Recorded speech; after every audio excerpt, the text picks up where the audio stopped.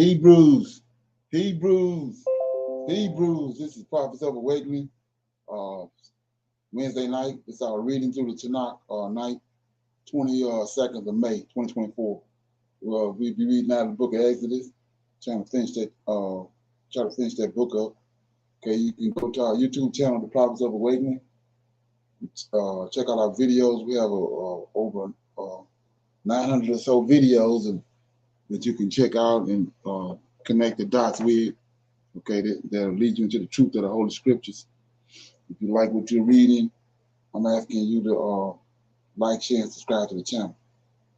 And for those that want to support the channel, we have Cash App at the bottom of the screen. Okay, our hours of operation is Tuesday through Thursday. We come on Prophets of Awakening at 7 to 9. Friday nights we have our men's advanced Bible study, and it's some clubhouse. And the room, the title of the room is Non-Messianic Conversation. When we come back on the Shabbat, and we have 2 Shabbats, one in the morning from 10 to 12 a.m. Then we close the Shabbat out in the evening with our evening Shabbat class, and it's from 6 to 7. Normally lasts about an hour. Okay. So this is a non-Messianic channel. For those that don't know, we deal with the Tanak and the Torah. Tanak being the Old Testament, so-called Book of Remembrance, and the Torah, which is the first 5 books of the Old Testament that was given to Moses by the Lord of Hosts. Okay. Shalom and welcome to the channel, and welcome to our reading through the Tanakh. We're going to do our normal, which is a moment of silence, do a prayer, read the Psalms, got some current events. We have a little need to know information. Then we open it up for some questions or comments, and then we go into our topic, which is reading out of the book of Exodus. Okay. This moment of silence is for the Lord of Hosts, our Creator, and all that He's doing to bring about our prophesied deliverance in these last days. Oh Lord, we pray unto the Lord, our God. We make our confessions, O Lord, the great and dreadful God, keeping covenant and mercy to them that love Thee, and to them that keep Your commandments. O Lord, righteousness belongeth unto Thee, and unto the inhabitants of Jerusalem, and unto all Israel that are near and that are far off, through all the countries where Thou hast driven us, because of our trespass that we have trespassed against Thee. As it is written in the laws of Moses, all His evil has come upon us, in the land of our captivity here in the Americas, Caribbean, Great Britain, Africa, and abroad. O Lord, according to Thy righteousness, I beseech Thee, that Thine anger and Thy fury be turned away from Thy city Jerusalem and Thy people and Thy holy mountain. O Lord, hear this prayer, and cause Thy sanctuary and Thy people for Your sake. O Lord, open Thine eyes and incline Thine ears to hear and behold our condition. O Lord, hear. O Lord, forgive. O Lord, hearken and do, and defer not for Thy own sake. O my Lord, for Thy people and Your land need You desperately at this hour. Peace be unto You. Okay. Should read the Psalms. Okay.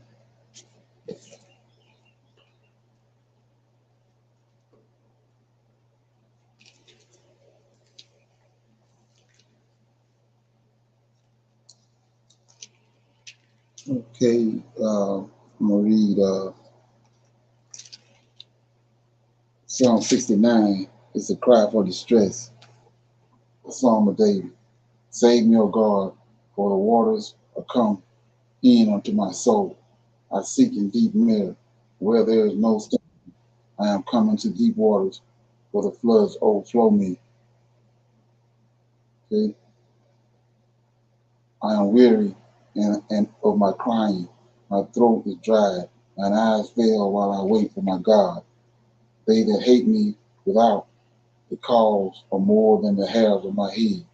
They that will destroy me, being my enemies, wrongfully are mighty. Then I restored that which I had took away, I had took not away. O God, Thou knowest my foolishness, and my sins are not hid from Thee.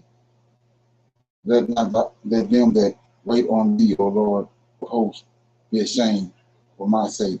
Let not those that seek thee be confounded for my sake, O Lord of Israel. Because of thy sake I have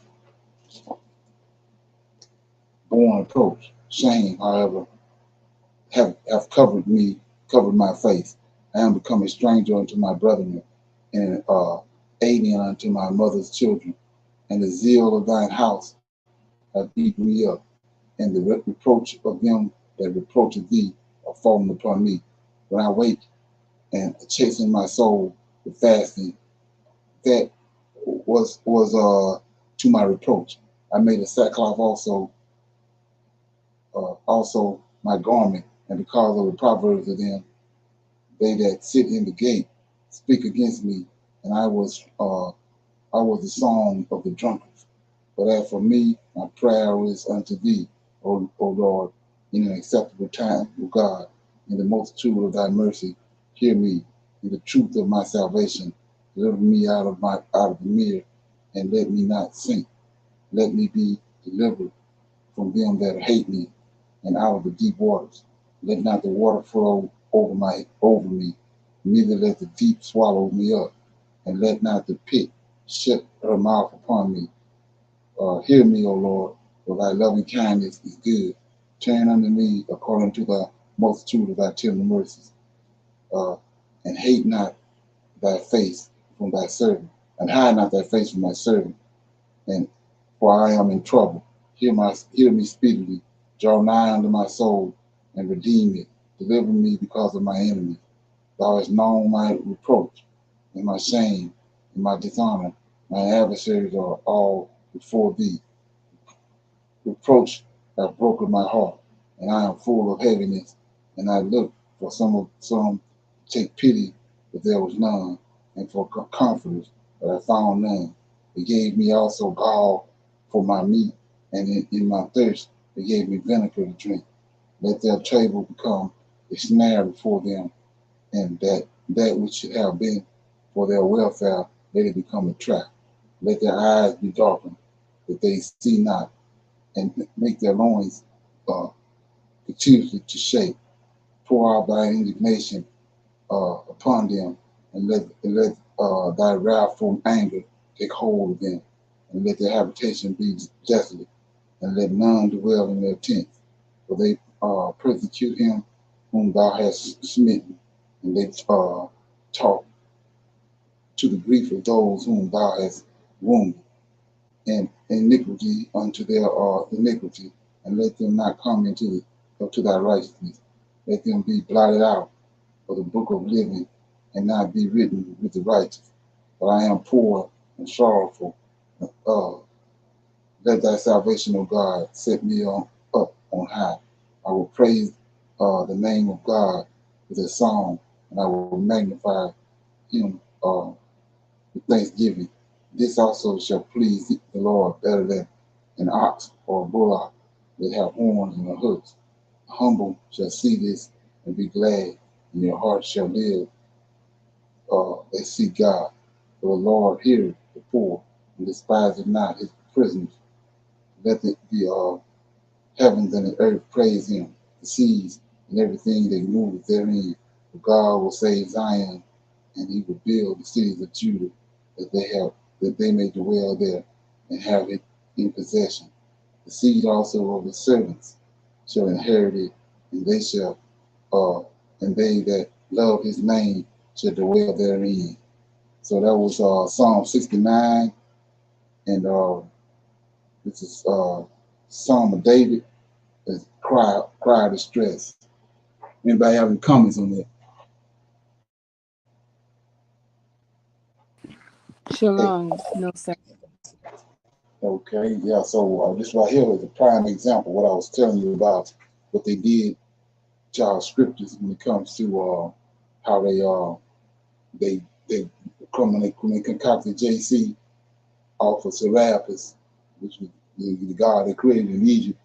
Then by the time they get to the Council of Nicaea, uh, they take Serapis and he becomes Jesus Christ, right? So once they establish it, and so the objective is uh, when Constantine, he's the one that in Daniel when it says he subdued three. So it was four.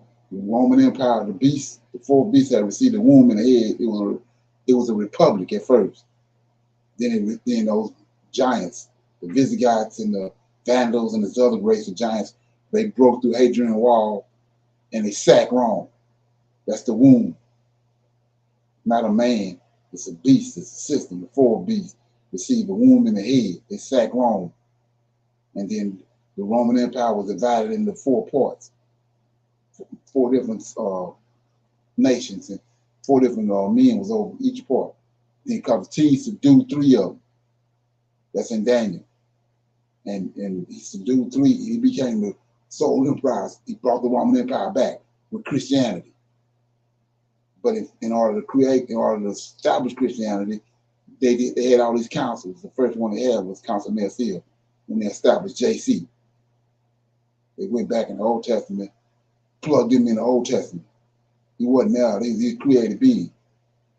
So you can go back to the story of Ananias and Arius, those two black Africans that they had drama going on because of Arius was telling them this ain't no God. He a created being. Y'all just created him. How you telling us to bow down to him when you just created him? You're created beings. So anyway, they paused in Arius and they lifted Irenaeus up, and that's how you get Christianity. So anyway, once they created him, they had to attach what they had done with the New Testament and all that to the Old Testament. So they had to go back to the Old Testament and plug him in the Old Testament, which is called typology. You can take any book or any and take a situation or a place and you can superimpose it on it. So this is a prime example right here. I'm gonna show it to you. I'm probably gonna have to read this whole thing again, but it's at least it's on tape. People can go listen to it. So Psalm 69, right? It's a cry for distress. It's a Psalm of David, right? David, in case you don't know, is the Messiah. Before they concocted our scriptures, David was the Messiah, and all Israelites knew that.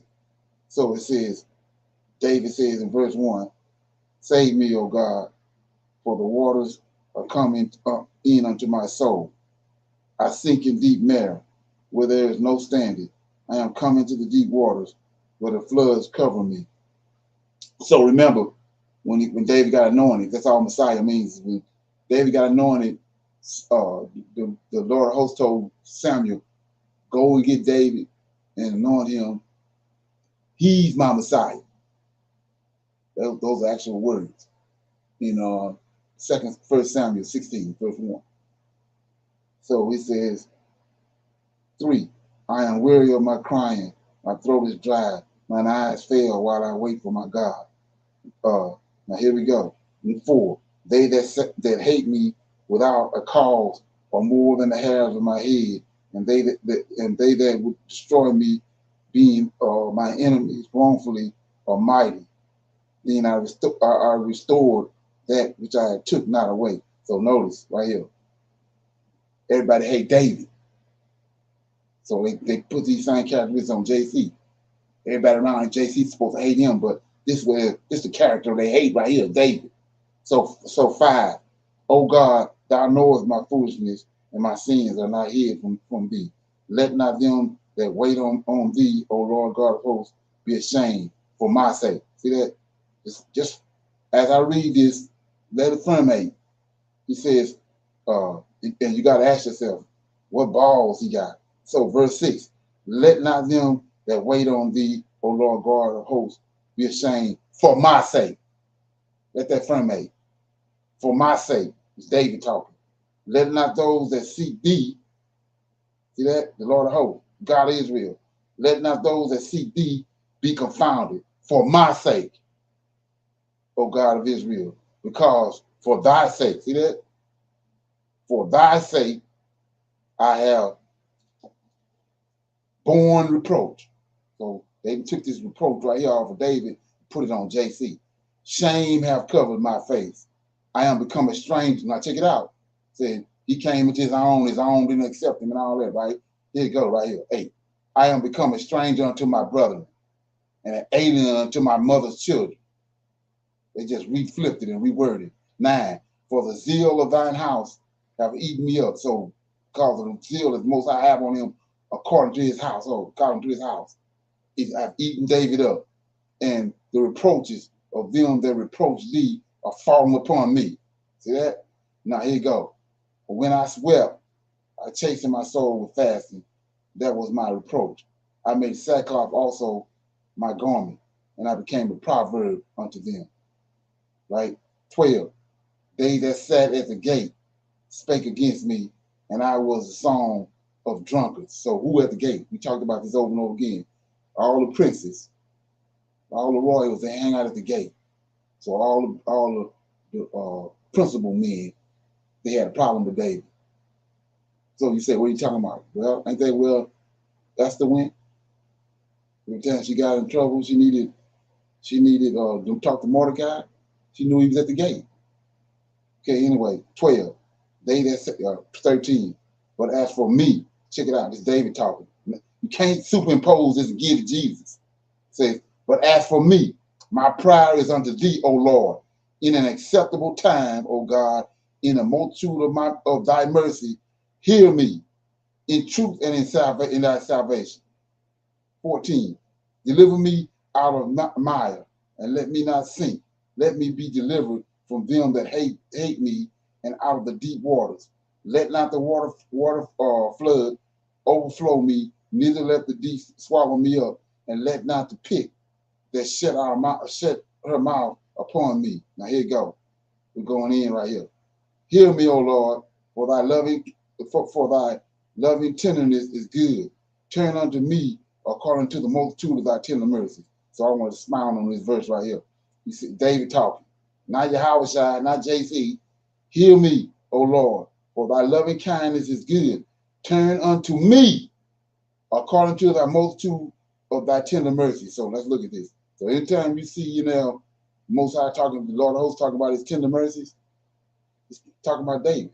So let's look at it. I'm in Psalms 132. Right quick. Psalms 132.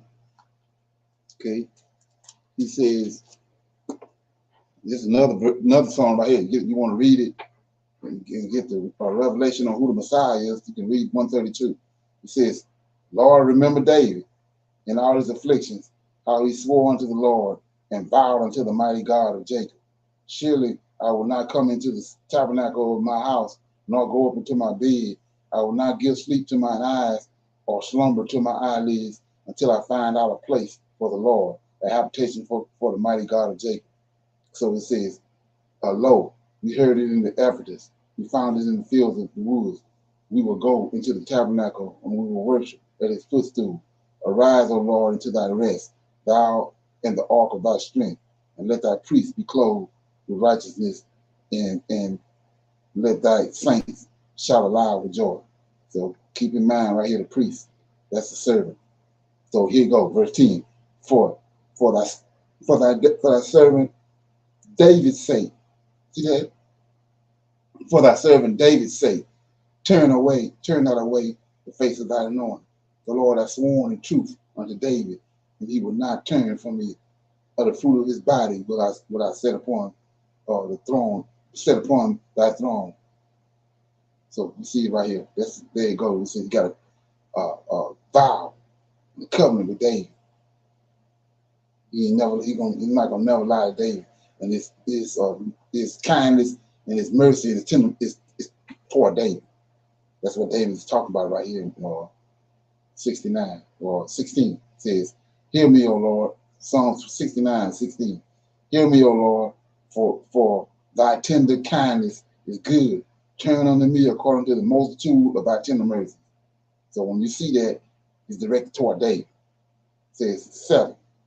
And hide not thy face from thy servant, for I am in trouble. Heal me speedily. Draw nigh unto my soul. Redeem me. Deliver me because of mine enemies. Thou hast known my reproach and my shame and my dishonor. and mine adversaries are still before thee. So he talking about you can't uh, transfer this to JC. It's first person, right? 20. Reproach have broken my heart.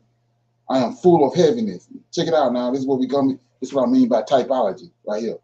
Reproach have broken my heart, and I am full of heaviness. And I looked for some to take pity, but there was none, and for comforters, but I found none. Now here you go. 21. They gave me also gall, or for me, and in my thirst they gave me vinegar to drink. That's at the cross. That's how they tied it in. Right here. They ain't talking about no cross, ain't nobody, ain't no soldier with no vinegar to put it in JC mouth. This how they tied it in right here. 22. Let their tabernacle become a snare before them, and that which is should have been for their welfare, let it become a trap. Okay. Then it says, let their eyes be darkened that they see not, and make their loins continuously shake. Pour out thy indignation upon them, and let thy wrathful anger take hold of them.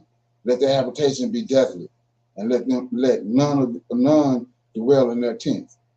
For they persecute him whom thou hast smitten. Here you go. See, this ain't JC, David. For they persecute him whom thou hast smitten, and they talk to the grief of those whom thou hast wounded. They go to smitten and the wounds. These both of them words is in Isaiah 53, right there. And add iniquity unto their iniquity, and let them not come into thy righteousness. Let them be blotted out. Here you go, right here. Let them be blotted out of the book of living, and not be written with the righteous. So what's this book of the living? Let's go to it. Daniel chapter 10. Daniel chapter 10, right? We're going to find out who the God Israel while we read this. So it says, when Daniel chapter 10, verse 18, Gabriel came to Daniel, right? It says, then there came again and touched me one like the appearance of a man, strengthened me. And I said, oh man, greatly beloved, fear not, peace be unto thee. Be strong, yea, be strong. And when he had spoken unto me, I was strengthened and said, let my Lord, lowercase, speak, for thou hast strengthened me. Then said he, knowest thou wherefore I come unto thee? It's Gabriel talking. And now I will return to fight with the prince of Persia. And when I have gone forth, lo, the prince of Greece shall come. These fallen angels. 21. But I will show thee that which is noted in the scriptures of truth. That's the book of the living right there. It's in heaven.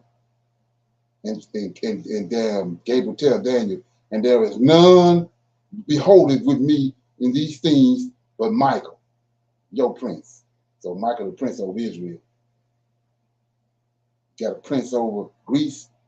You got a prince over Persia. Michael, the prince, the God that's over Israel. And Gabriel just told him right here that ain't nobody can look on this book of life, the scriptures of truth, except him and Gabriel. Nobody else can look on them. But ain't no New Testament. Ain't no New Testament right here. So when David wrote this in Psalms, wasn't no New Testament. Let's look at it. So he says, 28, Psalm 69, 28. Let them, David talking, be blotted out of the book of the living. Ain't no New Testament. Let them be blotted out of the book of the living, and none be written and not be written with the righteous. But I am poor, sorrowful, and let thy salvation, O God, set me up on high. I will praise thy name, the name of God, with a song, and I will magnify him with thanksgiving. This also shall please the Lord better than an ox or a bullock that have horns or hoofs. The humble shall see this and be glad, and your heart shall live that seek God. For the Lord heareth the poor, and despiseth not his prisoners. And let the heavens and the earth praise him, the seas and everything that moveth therein. For God will save Zion, and he will build the cities of Judah, that that they may dwell there and have his possession. The seed also of his servants, that's the Levites, suffering servant, the seed of his servants shall inherit it, and they that love his name shall dwell therein. So like I said before, it ain't got nothing to do with JC.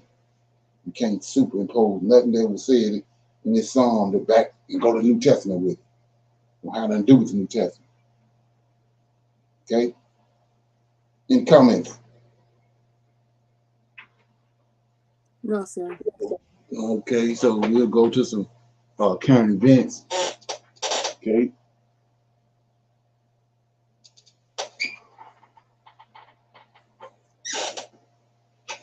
I don't know if anybody's familiar with this, but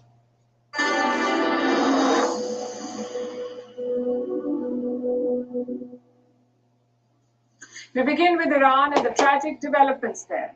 A helicopter crash that resulted in the death of their president and foreign minister. The chopper went missing yesterday. Today, the worst was confirmed. Tehran has declared 5 days of mourning, but it also insists that there won't be a disruption, that the government will continue operating.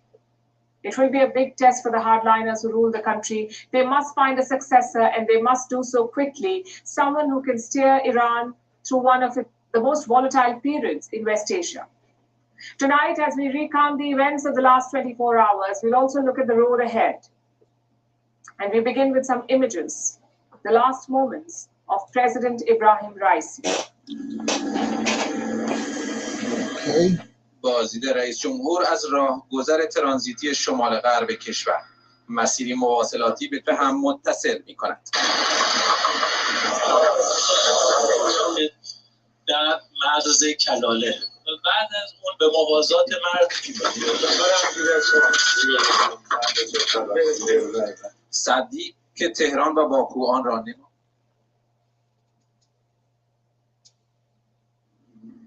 This video was aired by Iranian state TV. The chopper crashed on Sunday. Raisi and his team were in the northeast of Iran, in the province called East Azerbaijan. It's on the border between Iran and Azerbaijan, but the crash happened in Iranian territory. They were returning from a ceremony, a dam opening at the border.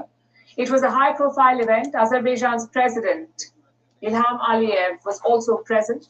So this ceremony was Raisi's last official act as Iran's president. The chopper went down in this area, the Dizmar protected area. It's a wildlife corridor spread across Iran's border with Azerbaijan. There were 9 officials on board this chopper. The president was accompanied by Foreign Minister Hossein Amir Abdullahian, a governor, a cleric, and 5 other close aides. No one survived the crash. Their deaths were announced by Iranian state TV this morning. We are all from God and we go back to Him. The servant of Imam Reza and the servant of people, Dr. Sayyid Ibrahim Raisi, the president of the Islamic Republic of Iran, became a martyr in the path of serving the people. So what happened? Why and how did the chopper crash? The details are limited as of now. Here's what we have. This was a hilly area covered by dense forest. As you can see, the weather was poor yesterday. There was a thick fog over the area, and these conditions could have led to the crash. The Iranian press is reporting that Raisi's chopper made a hard landing, so the weather may have caused complications.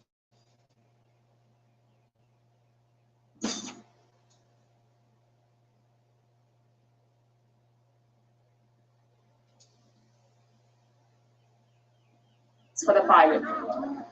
But did the helicopter malfunction? The possibility cannot be ruled out. The president and his team were flying in a Bell 212. That was the name of the chopper, Bell 212. It's an American chopper, a 4-decade-old relic, most likely bought before the Islamic Revolution during the rule of the Shah. This was a non-combat chopper designed to ferry government officials. So the chopper was fit for the purpose. But was it fit for flying? 40 years is a long time, even for the best of machines. Iran has been under Western sanctions for years now. It did not have access to replace parts of the chopper or to any new equipment. Now, it's not clear how well this machine was maintained. Here's what experts say. Given the lack of technology and upgrades, the pilot had to rely solely on their ability to navigate tricky situations like bad weather or difficult terrain. so the helicopter could have been outdated. As it turned out, 2 more choppers were part of Raisi's convoy. Both survived. It was only the president's ride that crashed. Was this a case of foul play then? So far, there's nothing to suggest that. Iran has been treading cautiously. Yesterday, we heard from Ayatollah Ali Khamenei, the supreme leader of Iran, and he chose his words carefully. Whether you are present here or those who will hear my message later, be sure that there will be no disruption in the work of the country. Officials have been busy with their work very strongly since this evening after hearing the news of the incident. Israel has been cautious too. When the announcement came today, Israeli officials were quick to distance themselves. Israel says they had no role whatsoever in this crash. What about the United States? The American president is yet to comment. Reports say Joe Biden has been briefed. He's yet to make a public statement. Leaders from the UAE, Russia, China, and the European Union have all spoken. They've offered condolences to Tehran. India's Prime Minister Narendra Modi also issued a statement. He was, in fact, among the first leaders to offer condolences. And what about the people of Iran? How have they reacted to President Raisi's death? Well, the reactions have been mixed. Inside Iran, in some pockets, people took to the streets to mourn their president's death. Some crowds were seen in neighboring Iraq too.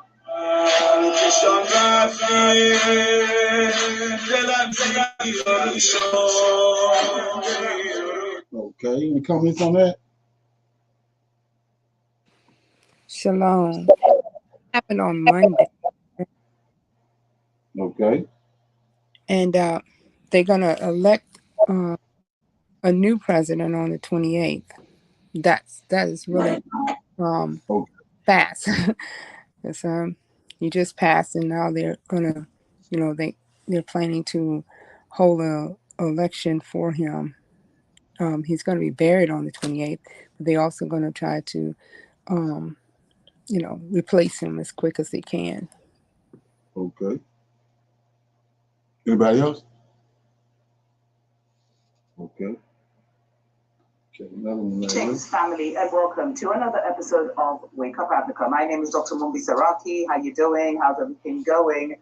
I really do pray, family, that you have moved into a spiritual reality for yourself, that your spiritual man is more present than your physical man, because the world, as I have already told you, has changed forever. Babylon collapsed a long time ago, but they've been trying to keep this narrative going, family. And it looks like they're in their final play. I've been having this feeling for a couple of weeks now, but the taking out of the president of Iraq through a helicopter crash has kind of confirmed my concerns. Now, apparently he was going, I think, to the border with Azerbaijan or something like that. And all of a sudden they hit these thick clouds. And I told you, those toys that Dubai was playing with, those seeding toys that Dubai was playing with, have been sold to a lot of different governments. And anyway, let me not even get too much into it. All of a sudden they hit a very, very heavy fog, which forced them to take a hard landing. But unfortunately, the president, lost his life. Now, the reason this has caught my interest is because several weeks ago, Kenya lost its army general. And the army general was so patriotic that I even mentioned on my TikTok that I think that he didn't want to play certain global games because he also went down in a chopper under very mysterious circumstances. His chopper was changed last minute, and he got a lower grade chopper, all these things, family. The reason I'm even talking about this is because I strongly feel that what we're witnessing is the final push of Babylon to implement the New World Order.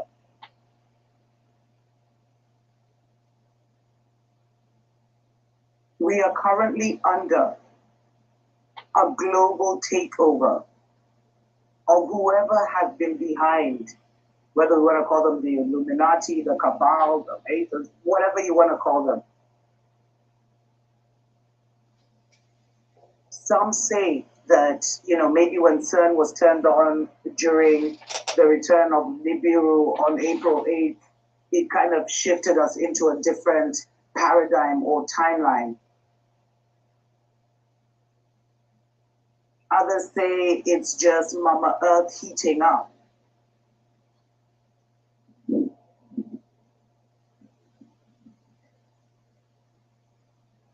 We honor the ancestors in the wind.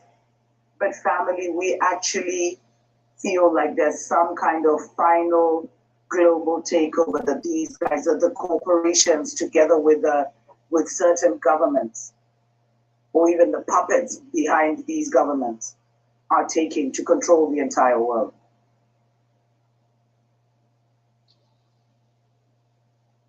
And what that means is that we have to start taking our mental power and our spiritual power seriously.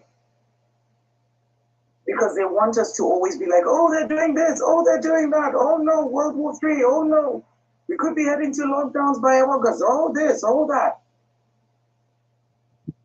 But we need to be using our minds and our emotions to say no to what is happening and to say yes to the truth being exposed. If you're not part of the truth speakers, make your daily meditation and your daily prayer that this system gets conquered and taken down. Because this is the season, family, where our spiritual power and our mental power can actually shift reality. And a lot of us are on the same page. It's like on TikTok, I've been sharing a lot of the things, about Kenya and what's been going on because, as you're well aware, guys, they've picked Kenya to be one of the New World Order centers and you saw the story I did about how the UN wanted to move 20,000 of its staff to Nairobi.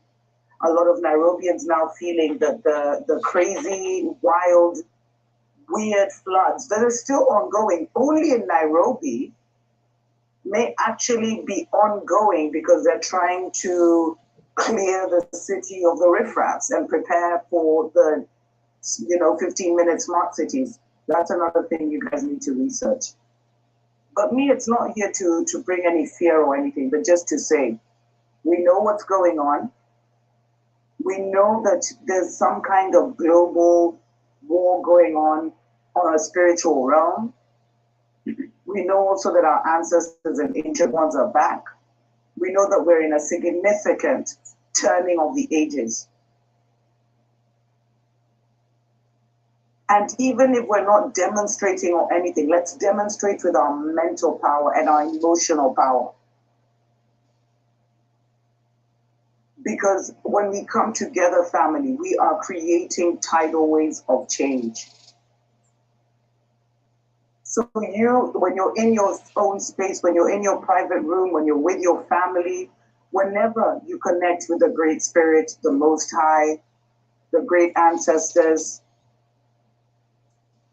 or whenever you are putting your commands to the universe, because that's the season we're in, family. And I'll definitely be recording a few shows talking more about this on Dr. Mumbi's Spiritual Show. So make sure it's a hexagon. Let me know in the comments of what you think. It's like they need to create a certain grid of nations with the ones they already have. And Iran and Kenya are extremely important to both the so-called cabal and the power, higher forces, or whatever you want to call them. So pay attention, family. And when you see something happening and you know it's alive, speak it. Speak it in your room. Speak it to your mirror. Okay. Any comments on that? Shalom. You didn't mention about countries joining BRICS, and Iran was one of them.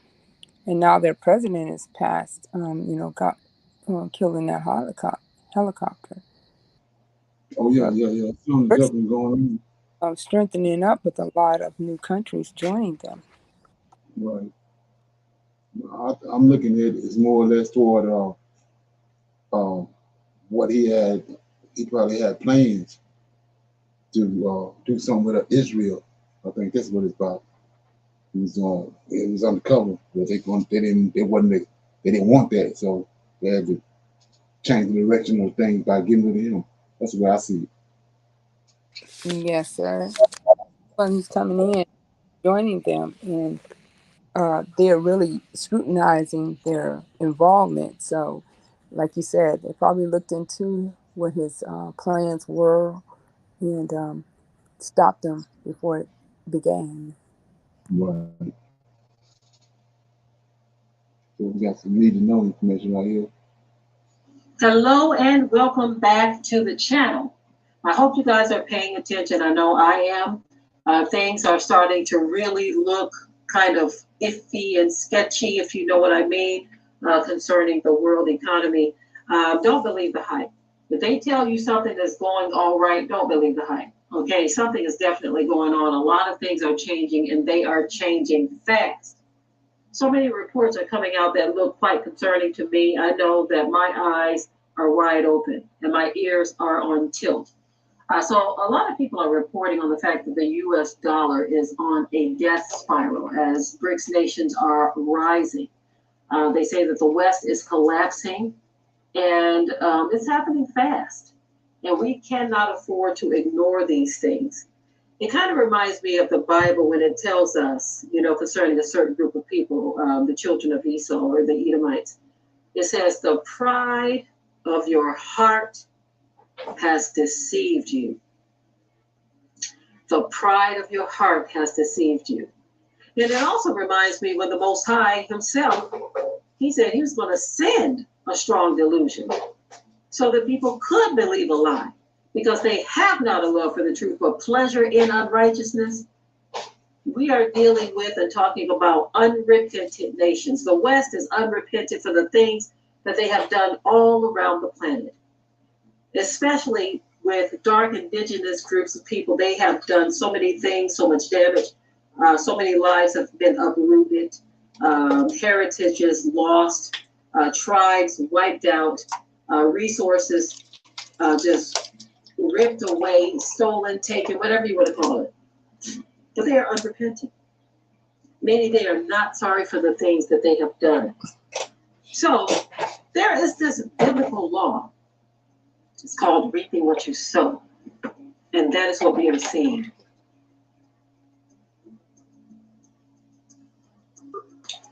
These Western nations are in the process of getting back what they put out. And the Most High, he is going to be the one who is going to send it full charge, full speed ahead. So I want you to look at some of the reports that are coming out that are very concerning. Now, the people that are putting out a lot of these reports, I want you to keep in mind that they are people who are part of these nations. They are the children of Esau. Look at this one. So they say the West has made colossal mistakes. The U.S. decline and the rise of the BRICS, tariffs damage the U.S. economy.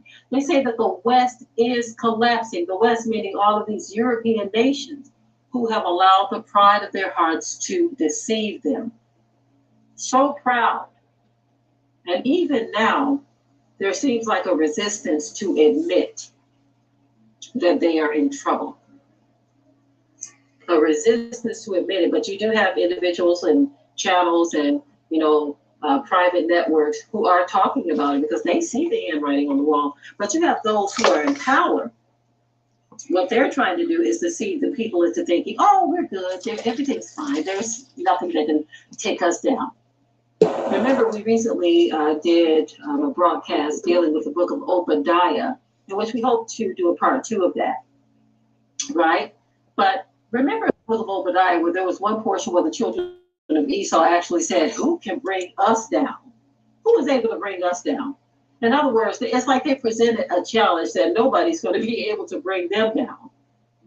But those tears that you see on Uncle Sam's face will soon be a reality, because according to biblical prophecy, this thing is going to come tumbling down like Humpty Dumpty. Now, of course, when it happens, the whole world will be affected by it. Everyone will be affected by it. But this is something that was prophesied and something that has to take place because we are dealing with an unrepentant group of people. They are not sorry for the evils they have done. They are not sorry for the persecution of the indigenous. They are not sorry for the lies, the hypocrisy, the wickedness. They are not sorry. And they make that abundantly clear often, that they are not sorry. That being said, this is why we see what some people consider to be karma that is finally coming around. So I want to show you some of the other reports that are popping up.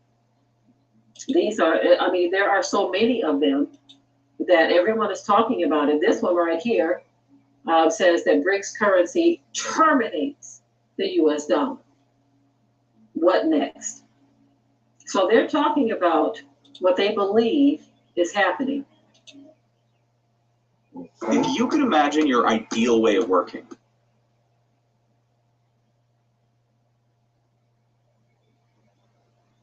there are discussions, full discussions about the fact, years and years and years, many of us have been saying to people that, look, you need to get yourself established in trying to produce your own food as best as possible. We've also been saying that you need to come together with others of genuinely like minds, not just people who run in their mouths about it, but they don't really intend to do anything. But we've been saying that this is one of the things you need to, one of the steps you need to make on top of repentance. Repentance is the most important thing that we can do. Securing that relationship with the Most High so that you can better hear his voice.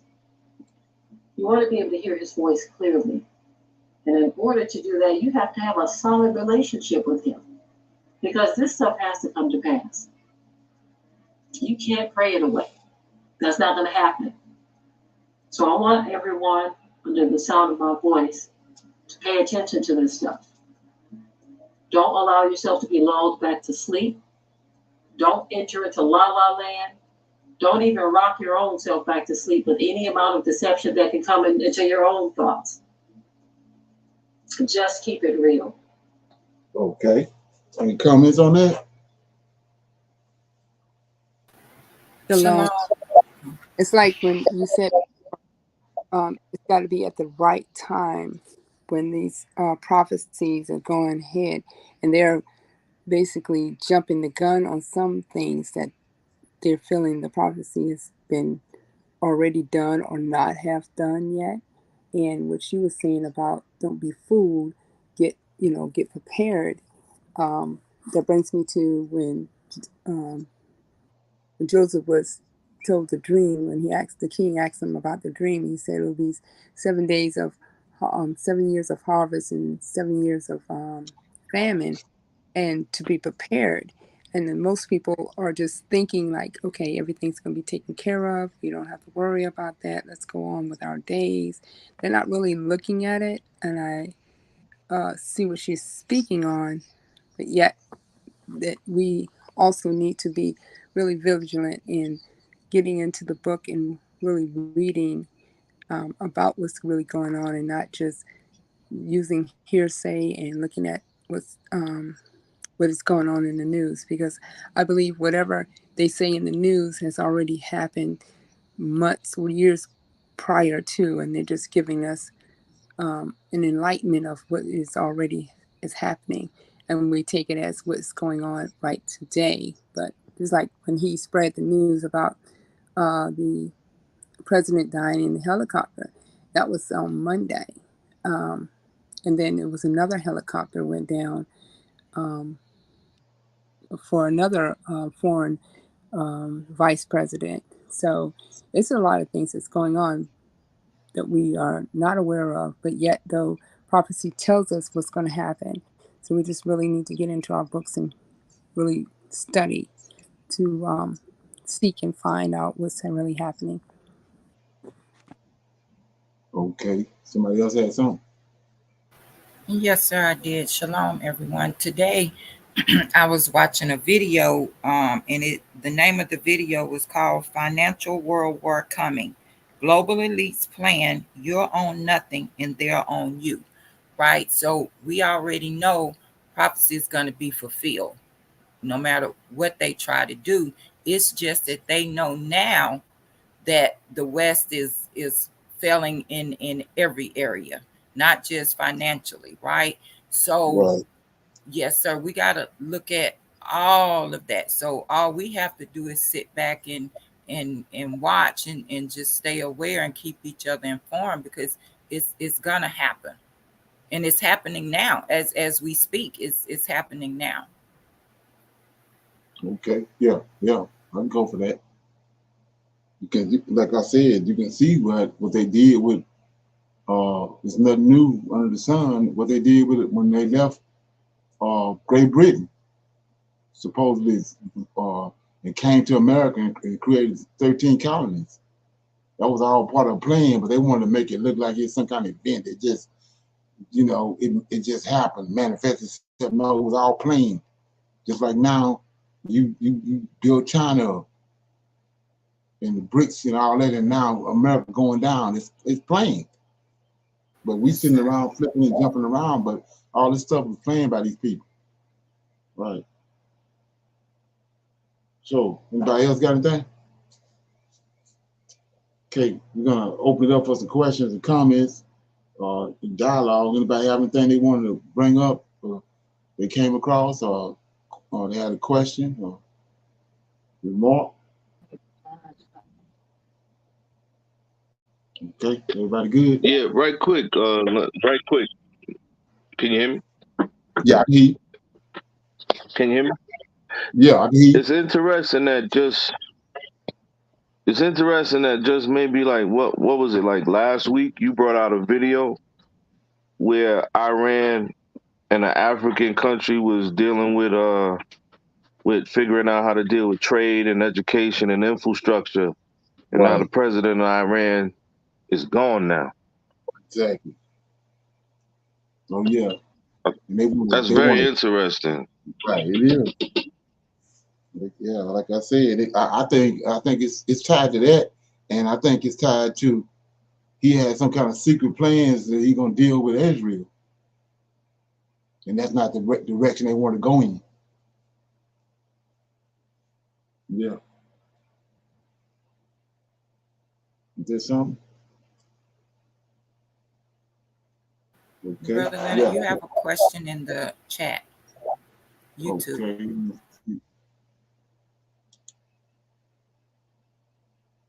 I don't see it. A comment. It's Q&A. The first one is, what's faith? And then the next one is, do the Edomites have history in Ukraine? Oh yeah, right. Yeah, okay, I see. Yeah, they got Christian Ukraine. That's where they came from, Ukraine. That's why. Like I said, you think it's a coincidence that all of a sudden we in the end times and Ukraine coming up because that's their origins. When you go back to, I think I did a video on it. When you go back to, when you go back to the Ku Klux Klans and all the things that was going on in America way back in the day.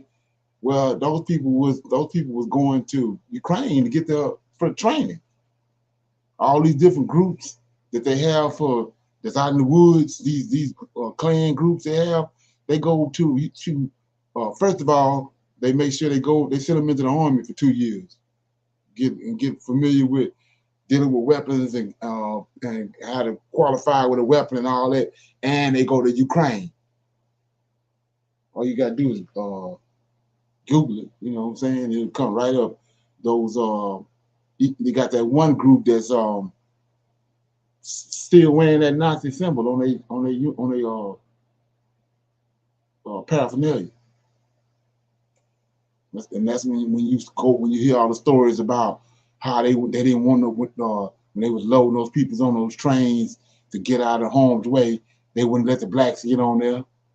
That's the seed of the racism, right? It's in Ukraine. That's where it came. It came from there and went out. Edomites. Yeah. Anybody else got anything? Yeah, on that, I think there's a what's that organization them people got that deals with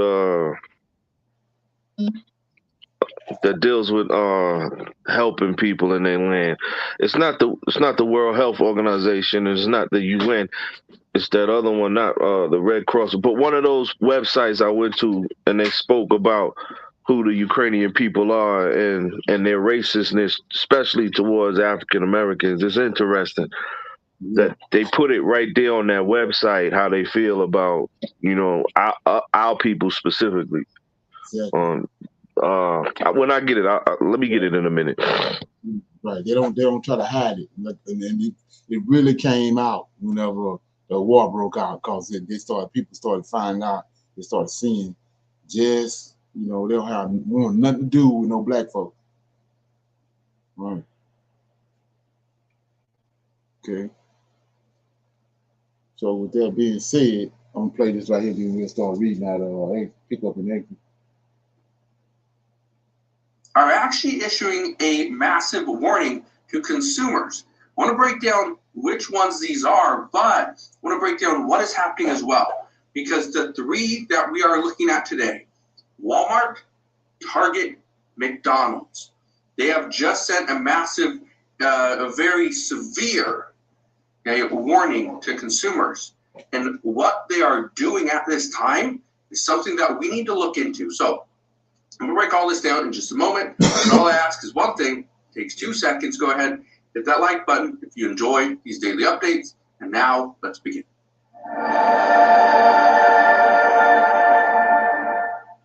So why are we going to talk about a warning that's been issued by Walmart, Target, and McDonald's? It's because we are now seeing the people with higher incomes are shopping at Walmart and Target and at McDonald's. They are looking to buy the less expensive items. With people that have more money coming in and buying less expensive items, that means the people that have lower incomes that are hoping to get those items might not be able to get them.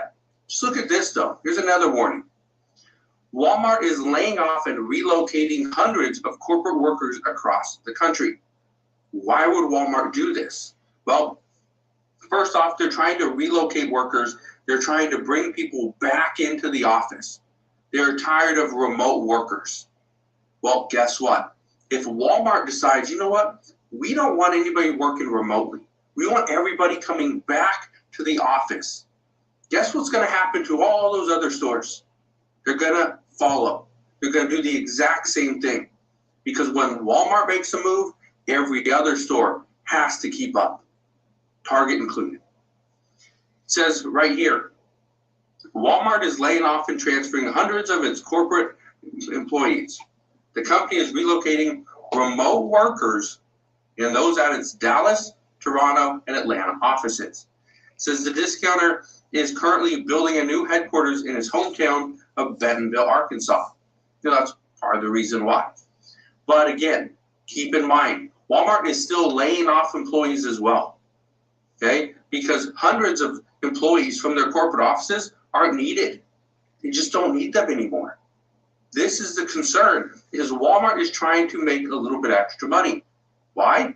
Because they can't keep raising prices.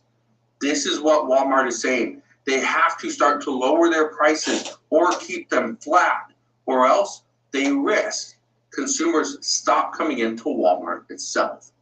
But it doesn't stop there. Look at Target.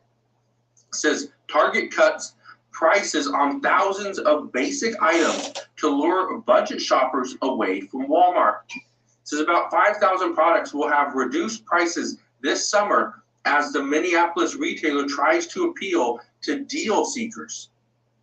If you wanna go into a Walmart, you're gonna see some of the lowest prices, anywhere. Doesn't matter if it's Walmart, doesn't matter if it's Target, Costco, Sam's Club, whatever, right? You go into Walmart, lowest prices. You go into Target, you have a little more lighting, it's a little bit cleaner, you have different shoppers. It's a different demographic. But Target now wants to cut prices on thousands of basic items to get people back to Target as opposed to only going to Walmart. You know who used to shop at Target? People that were making over $100,000 per year. They were the ones shopping at Target. They were the ones buying, makeup that was, about 50% more expensive than it was at Walmart. They're the ones buying, food, again, about 50% more expensive. Buying clothing that was more expensive than if they were to go to the mall. But that's what they were buying, right? They had a little bit extra money. Okay, so let's look at that right quick. So you said Walmart, Target, McDonald's. So if you go back on what I had just mentioned, and then tie into these Edomites that's in Ukraine and all that, like I said, it's a harlot. It's the woman, the real woman that the Most High, when he went to Egypt and got Israel, that's the real woman. He went and got them, brought them to the land of Canaan. They wouldn't obey him. He kicked them out. Esau came in. And from that point on, from 143 BC until today, it's a whore, a harlot in the land of Israel. But not only in the land of Israel, they reaching out. They got tentacles all over the whole world. So you say, what are you talking about? A prime example, when Hitler was ruling. Okay, how did Hitler come into power? How did he come in power? All the companies that was over in America. I told you the 13 colonies, it was Edomites here. There was pretty much, they was the 13 colonies. And they still in those same locations today, up in Boston, all up around there. But anyway, so the Edomites was already here with they had the money and all that. Like Isaac told him when he asked for a blessing after Jacob had received his blessing, he asked his father, did he have a blessing? He said no.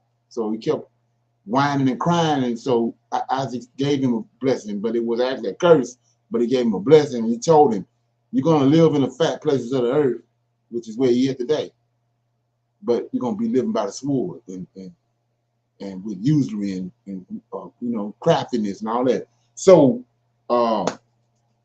when they got here, the 13 colonies, Esau is the face of the 13 colonies. Esau the face of America.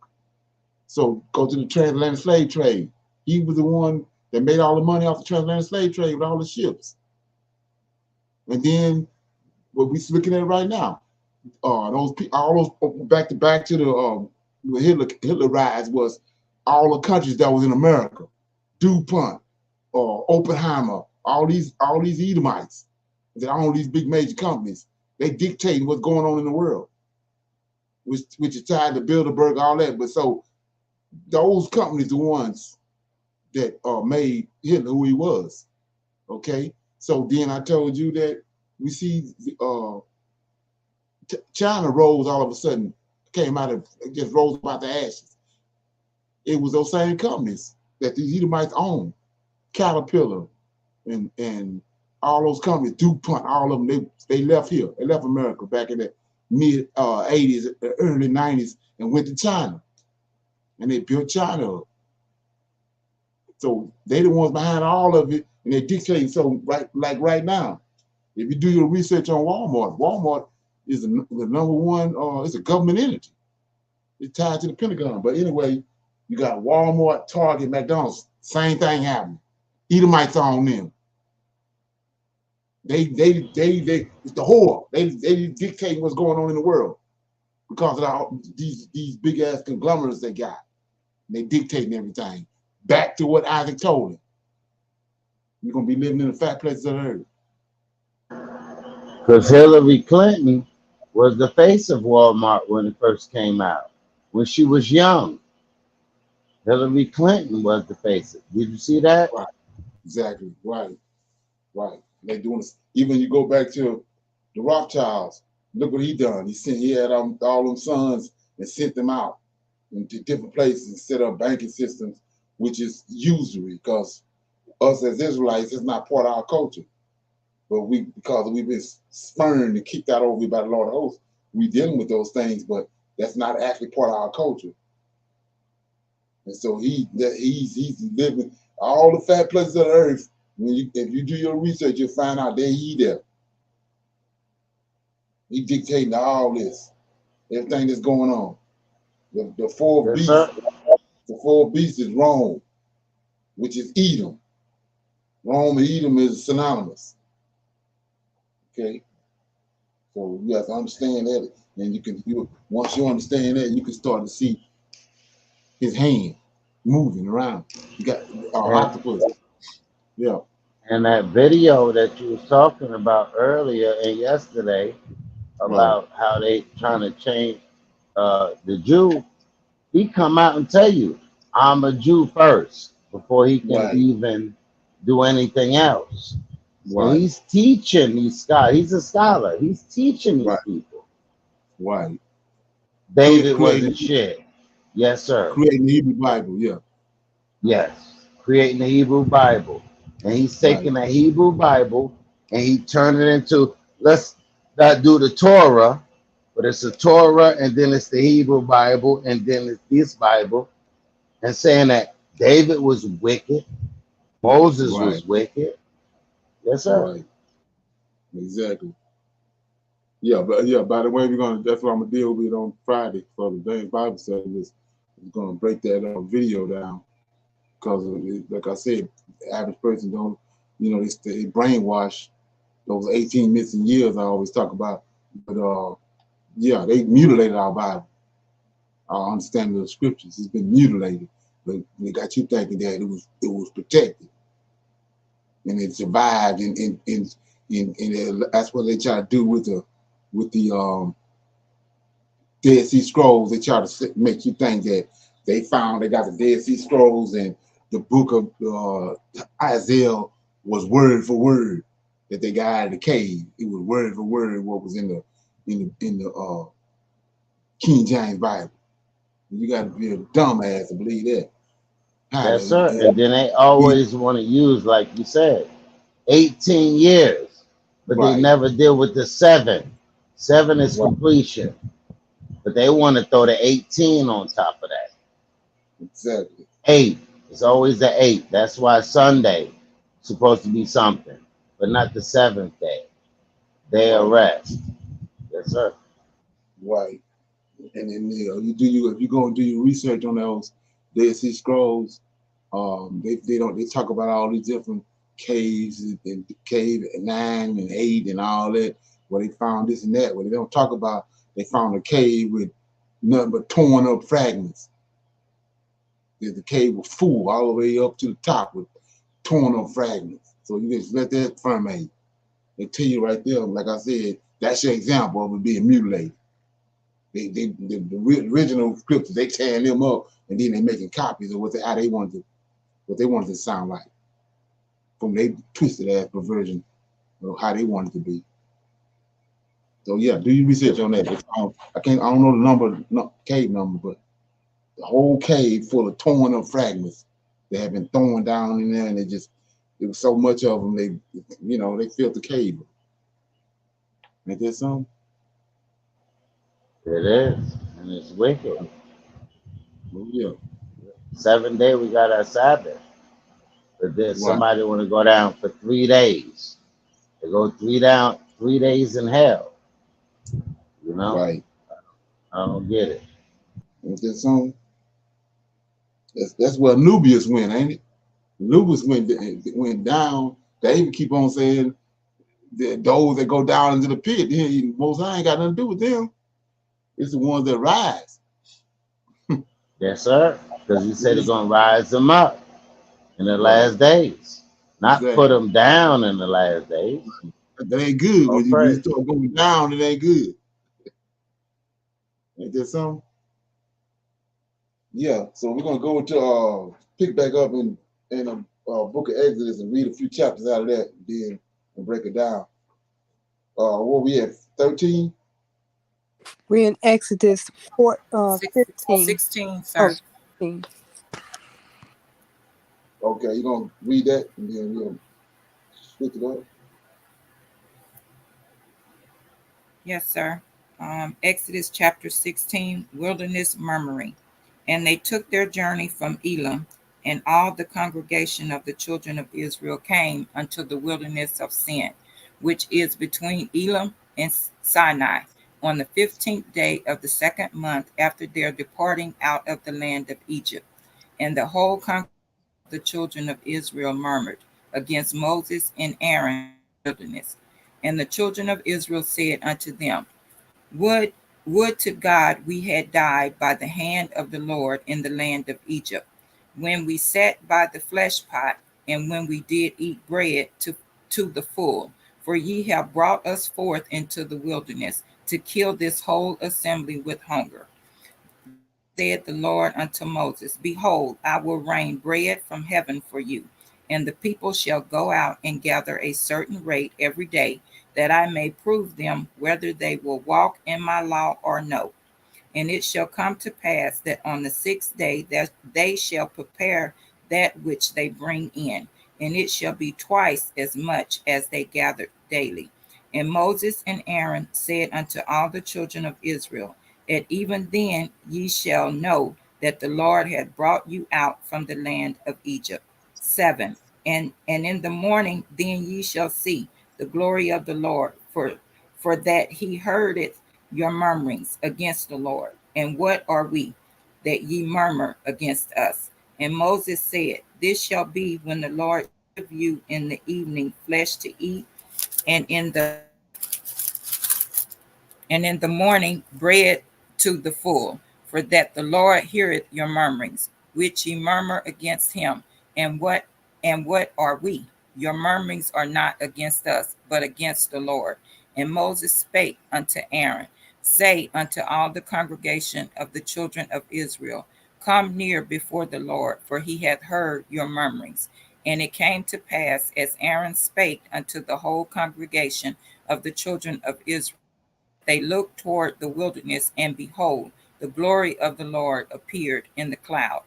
And the Lord spake unto Moses, saying, I have heard the murmurings of the children of Israel. Speak unto them, saying, At even ye shall eat flesh, and in the morning ye shall be filled with bread, and ye shall know that I am the Lord your God.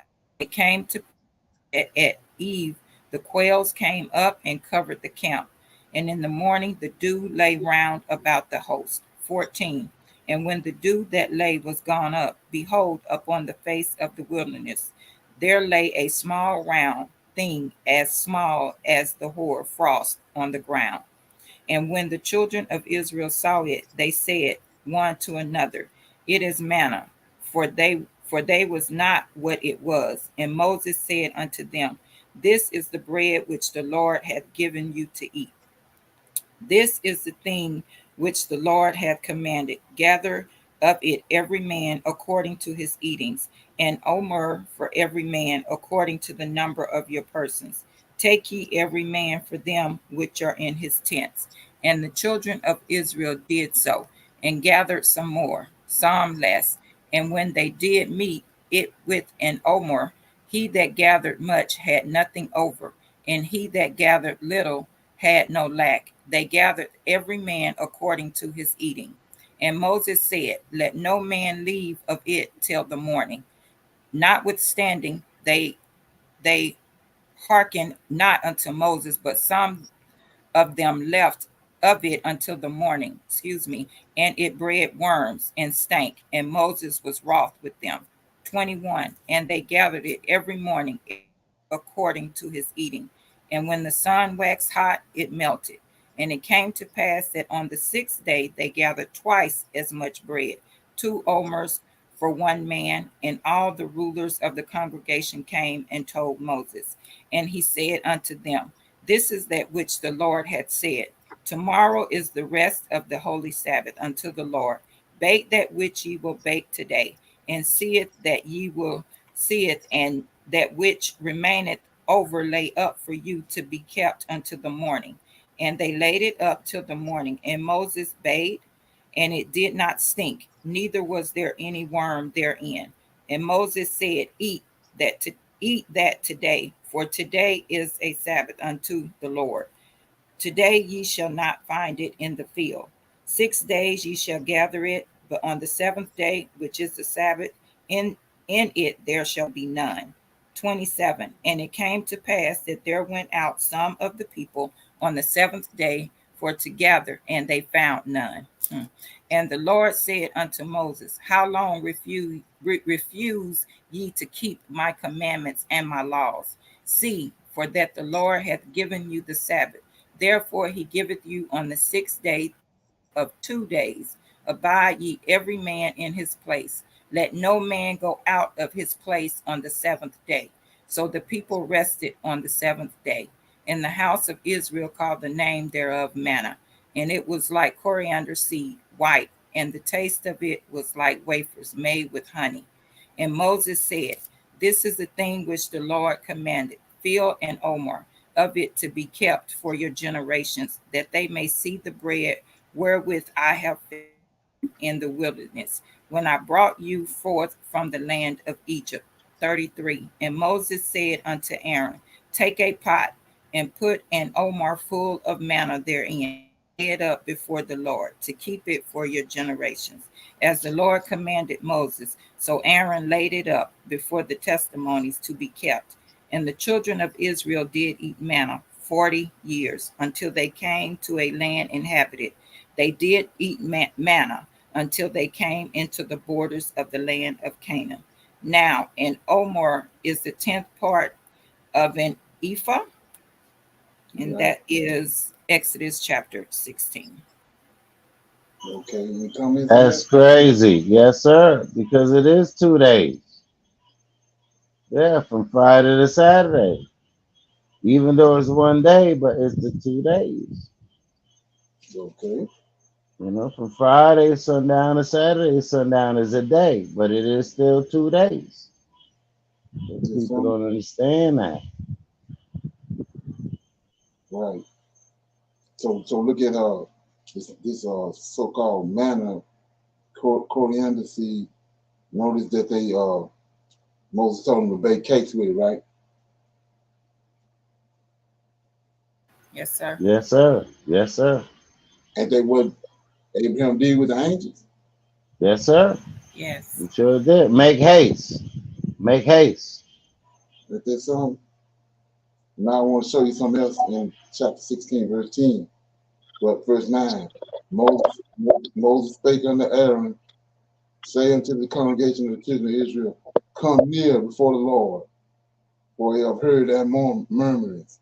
So go back. Remember when they was at Mount Sinai when the cloud was all together on the mountain, came down on the mountain, and the mountain started quaking? What he told Moses? Put borders around the mountain. Yes, sir. They're gonna try to break through and try to see me, and I'm gonna break out and kill them. That's what he told them. Don't touch it. Right. Two different beings. Yes, Right sir. here. Verse 16, chapter 16, verse 9, Moses spake unto Aaron and saying unto all the congregation of the children of Israel, come near before the Lord. See that? So this Lord of hosts. But when Yahweh came down on there, he told them, put borders around here. Don't let nobody try to break through here, because this ain't no, he ain't playing with you. He gonna who he is, he gonna reach out and burn you up. Same thing he said. Well, you on sacred grounds. Take your shoes off. Exactly. You know, take your shoes off. Don't walk on this ground, for this is holy ground. Right. Okay.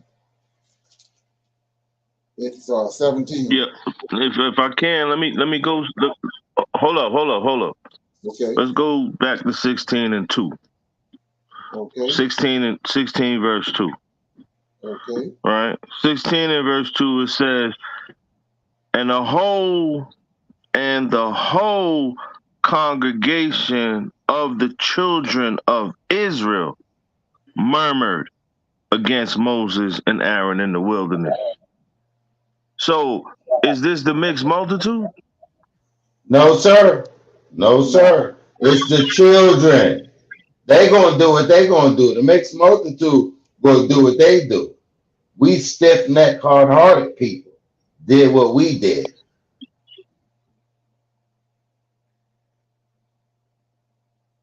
Yeah, that's a major question right there. It was Israel who was murmuring, right? Right. 3. Yes, And the sir. children of Israel said on 3. And the children of Israel said unto them, would to God we had died by the hand of the Lord in the land of Egypt, when we sat by the flesh pots, and when we did eat bread to the full, for ye have brought us forth unto this wilderness to kill this whole assembly with hunger. Was that the mixed multitude? No, sir. When he said we go down to the assembly, that's included all of them. The assembly. All right, let's go back to 2. Back to 2. And the whole congregation of the children of Israel murmured. Right. Yes, sir. So everybody it was Israel. everybody wasn't the children of Israel because they came out as a mixed murmuring? multitude. Who's murmuring is God paying attention to? The mixed multitude of Israel? He's dealing with the Israelites. Israelites, because he's not dealing with nobody else. Yeah. Right. You know? So, all right, cool. That's good. So, yeah, we are. Right. Where did I leave off at? Well, I mean, just read. No, where to go? No break. Read 2 and 3 with no break. All right, and the whole congregation of the children of Israel murmured against Moses and Aaron in the wilderness. The children of Israel said unto them, right? Yeah. Would to God we had died by the hands of the Lord in the land of Egypt, when we sat by the flesh pots, and when we did eat bread to a full. For ye have brought us forth into this wilderness to kill this whole assembly with hunger.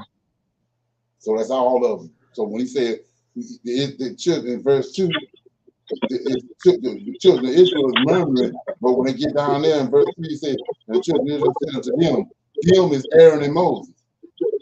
And then he said, would to God we die by the hands of the Lord in the land of the wilderness, when we sat by the flesh pots, and when we did eat bread to the full, for we brought us forth into the wilderness to kill this whole assembly. That's all of them. The assembly is the children of Israel, right. And that's all of them.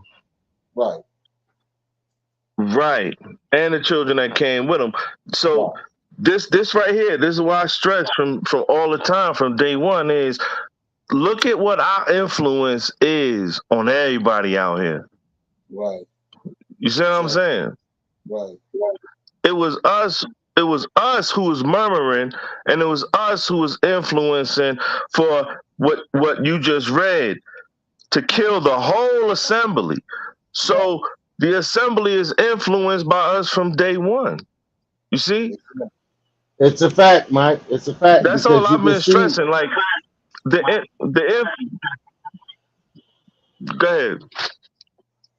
No, go ahead, Mike. Right. So if you look at that. No, I'm just saying. So go ahead.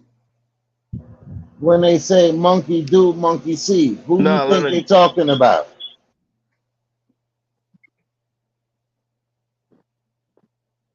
Right. You know, that's all I'm saying. They followed us based off of the God that we deal with, right? They follow. Now, that's a lot of discernment. A lot of people got to go do on their own to understand that whole situation. But it was a mixed multitude that came out. God was only dealing with Israel, right? So it's Israel that's murmuring. What the multitude? What the assembly gonna follow? You see what I'm saying? They're going to follow what we are behaving as. You know? Which is... So who was that mixed multitude?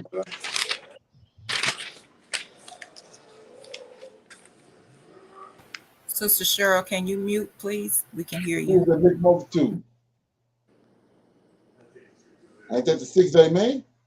Yes. Yes, sir. Yes, sir. Yes, sir. It was a mixed multitude from the beast of the field and everything else. So when you understand that that Nah, mixed multitude, it wasn't the beast of the field.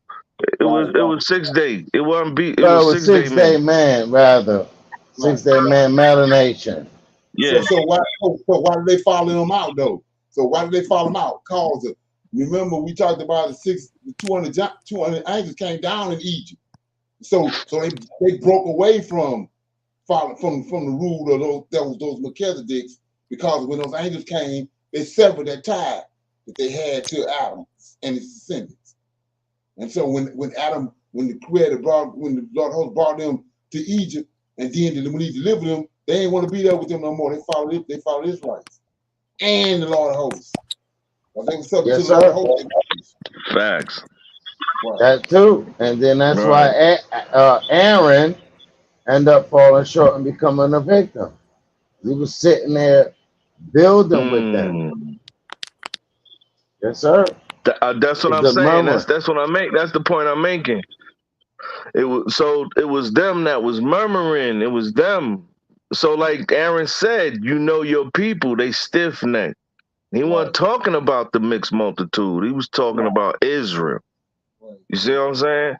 Right. So we're watching this same process take place today amongst our people, man. Right. Facts. That's a fact. Like You you know, said, nothing new under the sun. we're You said watching it. nothing new under the sun. Right. Right. Right. And And then like just Sister imagine. Michelle just read where we was at back in what was reading about on the 6th day you supposed to do what now? Sixth Double. day you supposed to make Double. double the amount? Yes. Right. Double. Verse 29. Well, verse 29, right? See that the Lord have given you the Sabbath. Therefore, he have given you the 6th day, the bread of 2 days. Abide ye every man in his place. Let no man go out of his place on the 7th day. So here goes your first understanding of what leftovers is. So right here in the scriptures, we get our first understanding of what leftovers actually mean. That's a fact. That's why I go to Publix every day and get my food every day. I don't eat leftovers. You know, you get what you have to get and you set it into your place, like you said on the Shabbat. You get what you can get for that time. And after that time, it's over. Everybody walk out their tents, get what you got to get for the Shabbat, and that's it. Okay. It's supposed to last you those 2 days. That's what I'm It's saying. supposed to. So what you get on that Friday is supposed to last you the Friday and the Shabbat until sundown. So there goes your first understanding of what leftovers mean. But Israel didn't agree to that, as we see, because brothers went out on the Shabbat and went And in. that was I guess we gonna one continue day. reading. So so where we at now, Leonard? We in 17. Yeah. Somebody gonna read that? 17. It says, and yeah, I'll read it. If y'all can hear me, I don't know how well my service is. Am I good? Shalom, you good, brother.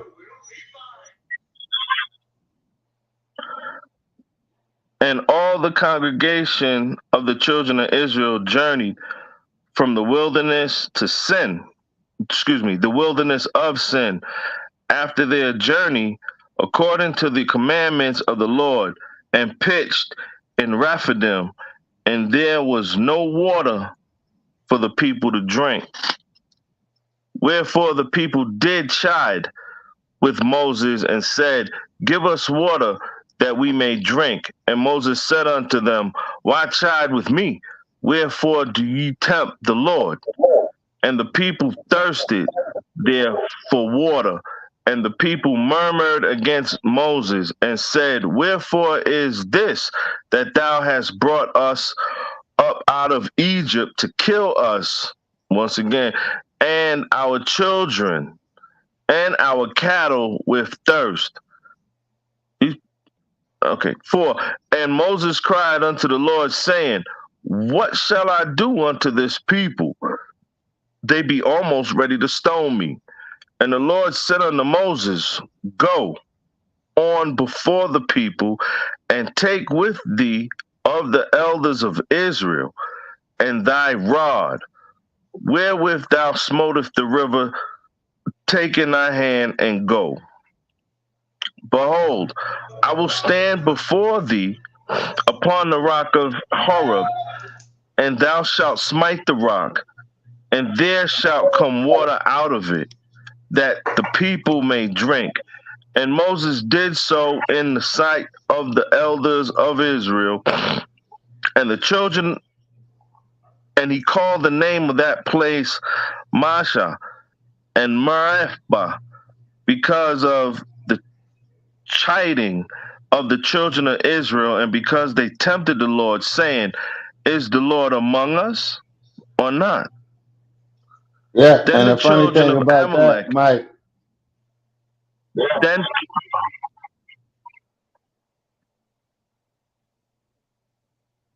I was just saying the same thing. It's like the milk, just like striking a rock. Is it not so that to where as though we hear this information come to the Most High said, I'm gonna send a prophet to you, and we still don't hear it? We still don't get that water. We still don't get those things, you know?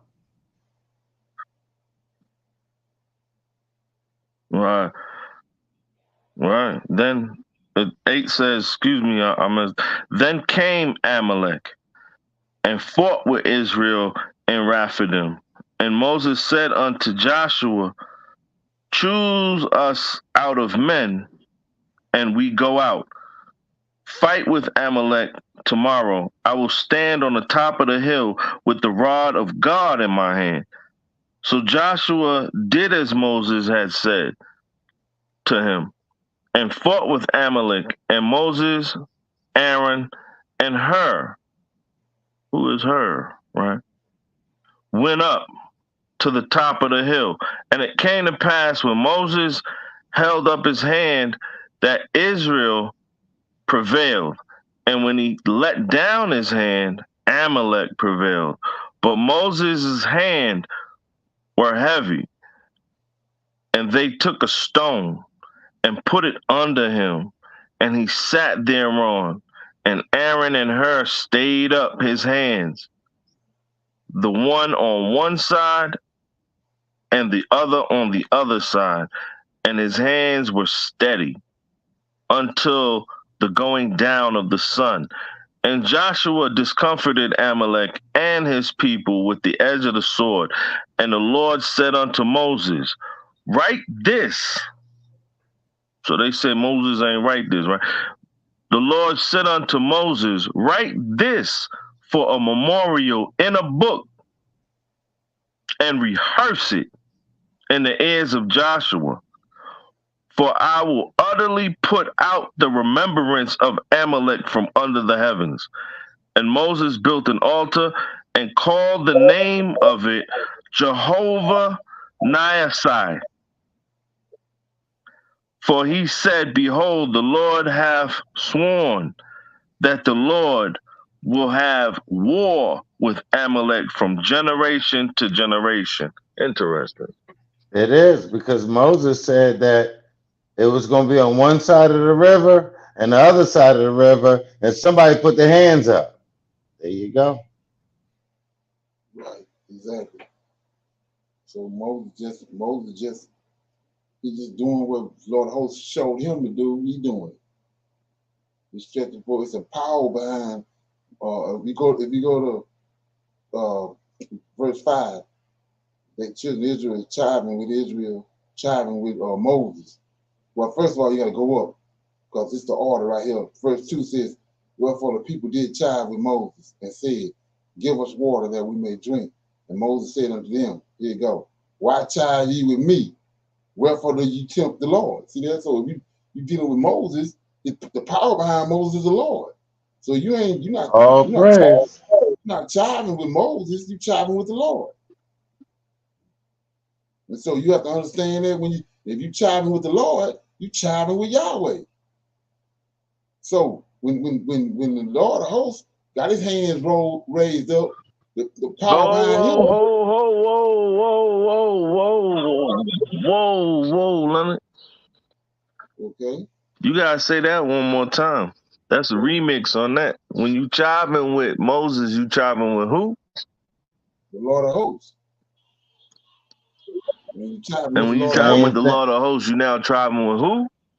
Moses. You chiving with who now? Same thing with David. Same thing with all the prophets. You got to deal with the No, Mosaic. that's not what I'm asking. I'm asking the brother something that's prevalent and what our people ain't understanding. You messing with Moses, you messing with the Lord of hosts. So now messing with the Lord of hosts, you messing with who? Yahweh. Moses. I mean the creator. Yes, you messing with the most high. You messing with the most high. But that's the order that people they not putting this understanding together. You know? And he just said the same thing the Redeemer said. They said that an angel on one side of the water, on the other side of the water, and he in the middle of it. Yes, sir. So then we see the example down in verse 6. Lord tells in verse 5, the Lord said to Moses, go on before the people, taking with thee of the elders of Israel and the rod wherewith thou crossest the river, taking thy hand and go. Then 6. Behold, this is the Lord talking. I will stand before thee there upon the rock in Horeb, and thou shalt smite the rock, and there shall come forth water out of the rock, out of it, and thy people shall drink.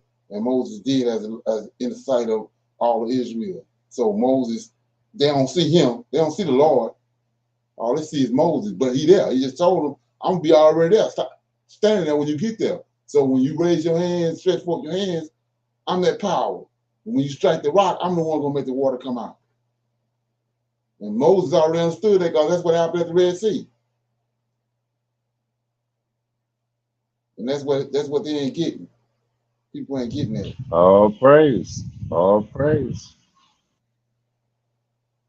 Right. So yeah. So I had some other forgotten. So we had 18.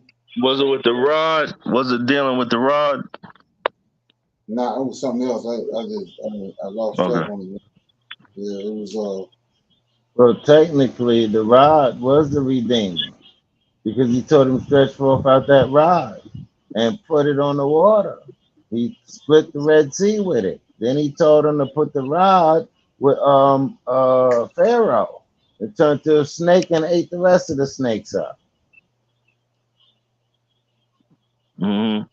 Like we just read, that same thing with that rod, for him to hold it up. And when he held it up, Israel prevailed. And when his arms got weak, he let it down. Amalek prevailed. Yes, so sir. holding up that rod. Who's the rod? Who's the rod who's the rod? Well, right. Yeah, the rod symbolizes the Lord of hosts, the power. Exactly, our Redeemer. He gave him the power. That's what I'm talking about. He gave him the rod. Yes, sir. All praise. Let me read 18 and then we'll close it out. So chapter 18, Jethro visited Moses.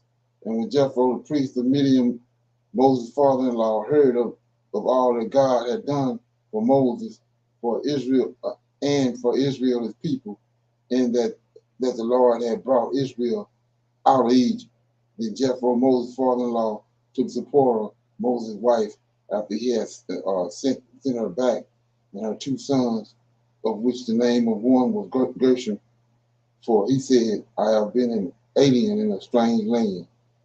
And the name of the other was Eleazar, for God of my father said he was my help and delivered me from the sword of the Pharaoh. So I want to shine a light on, I keep talking about the 400 years, right?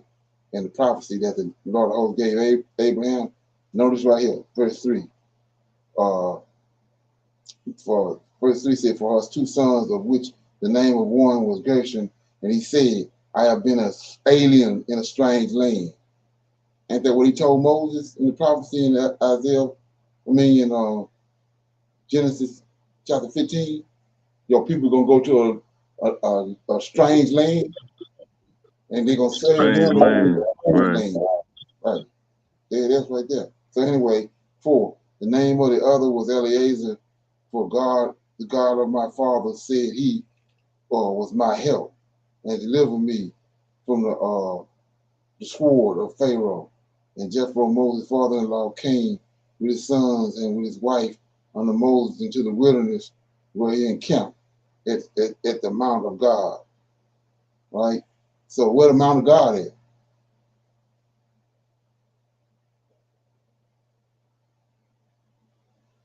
That's horrible. Right, exactly. Right. Everybody keep forgetting that. When in Genesis and Exodus chapter 3, he says Moses came to the mountain of God, but when he got there, there's an angel there. Come on. So 6 says, and he said unto Moses, I, thy father-in-law Jethro, am come unto thee, and thy wife and her 2 sons with her. And Moses went out to meet his father-in-law and did obstinance and kissed him, and they asked each other of their welfare, and they came into the tent. And Moses told his father-in-law all that the Lord had done under the Pharaoh and to the Egyptians for Israel's sake, and all the travail that had come upon them by the way, and how the Lord delivered them. And Jethro rejoiced for all the goodness which the Lord had done to Israel, whom he had delivered out of the hands of the Egyptians. And Jethro said, blessed be the Lord, who have delivered you out of the hands of the Egyptians and out of the hands of the Pharaoh, who have delivered the people from under the hands of the Egyptians. Said, now I know that the Lord is greater than all gods.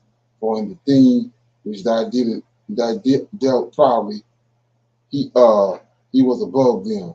And Jethro, Moses' father-in-law, took a burnt offering and sacrificed for God. And Aaron came and all the elders of Israel to eat bread with Moses' father-in-law before God.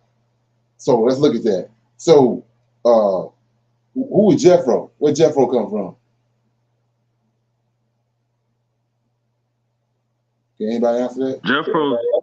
Jethro a priest too, ain't he? Jethro, so we gotta go back to Exodus. Who his people is? Midianites. Cook. Which is Cook. Might be saying her name wrong. Say again, I can't hear you. His wife. Remember the wife he married after 7 times. Cook or Cook, whatever. Yeah. Yeah. Right. Yeah, I know. Right. So imagine that. So Jethro is the angel of the Lord, Michael, dwelling with Abraham's seed from Cook. They're the ones all around the mountain.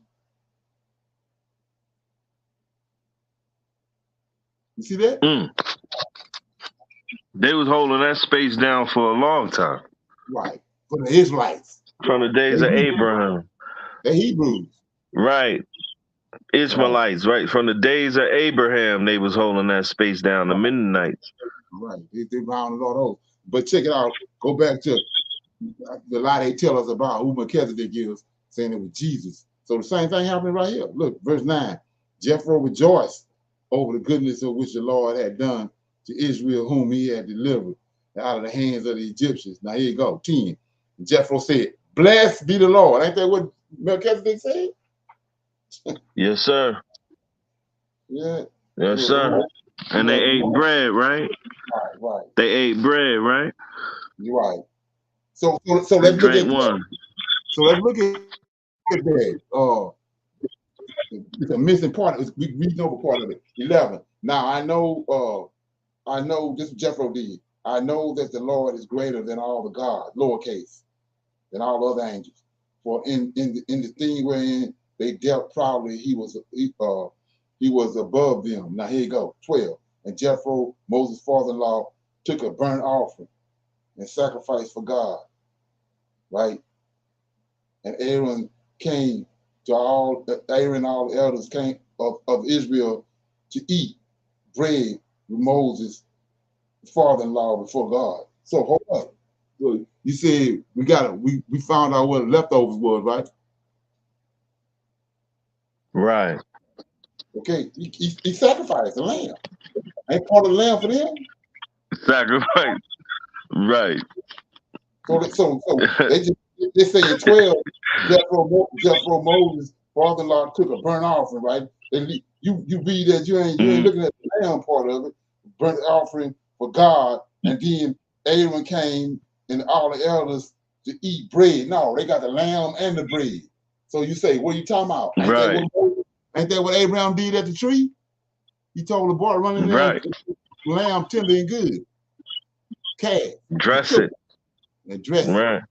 And they ate bread and meat. Right. They ate bread. That's what I'm saying. So that's the whole understanding. If we go back to where Moses in Genesis, when he initially met Melchizedek, they had bread and wine. They was on a whole different situation. They was in the field dealing with war afterwards. But you gonna figure out how to get that bread up, and we know y'all got wine. So this is where the whole bread and wine shit come from. So that's what I'm saying.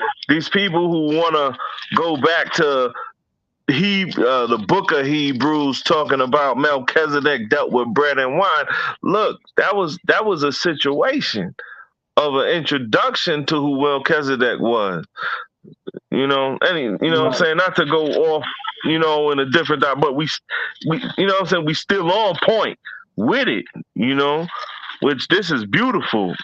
You know what I'm saying, how we really doing this and understanding our people, and how this works.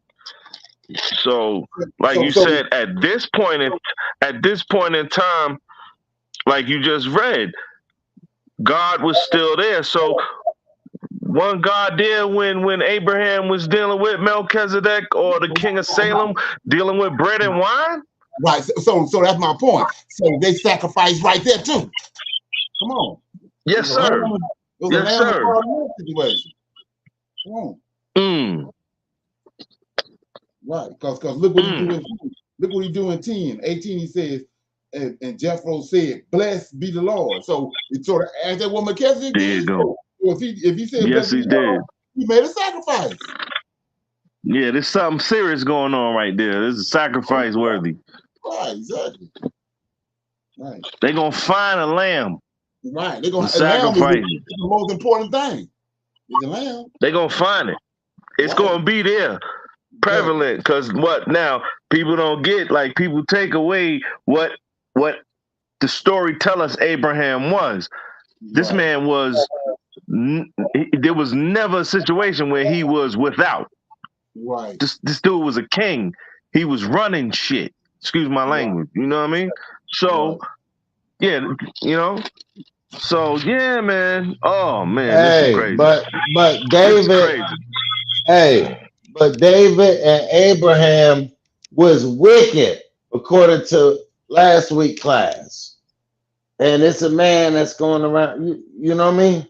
It was wicked if you look at it from other people's point of view. And then that Biden, it's a Biden. He want to be Biden. Ain't that Biden? You said Come on. You said it. You said it. According to their point of view, he was wicked. According to their point of view. Right. It ain't given to them. Right. Right. According to their point of view, he was wicked.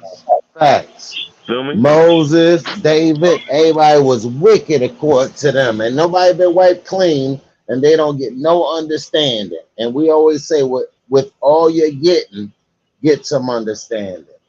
Right. And these are scholars that's teaching these people how to be wicked. Exactly. They do what they do. Right. They do what they do. And it was thus saith the Lord tonight. Thus Right. saith the Lord. You get it right now. So how could you go back and get some understanding from that? Right. Let me finish reading these last few verses. Said, it came to pass on the tomorrow that Moses sat to judge the people, and the people stood by Moses from the morning until the evening. And when Moses' father-in-law saw all that he did to the people, he said, what is this thing that thou doest to the people? Why sittest thou thyself alone, and all the people stand by thee from morning until evening? And Moses said unto his father-in-law, because the people came unto me to inquire of God, and says, and when they had a matter, they came unto me, and I judge between one and another, and I do make them know the statutes of God and his way and his law. And Moses' father-in-law said unto him, the thing that thou didst is not good. Okay? Thou wilt surely wear away both thou and this people that is with thee, for the thing is too heavy for thee. Thou art not able to perform it thyself alone.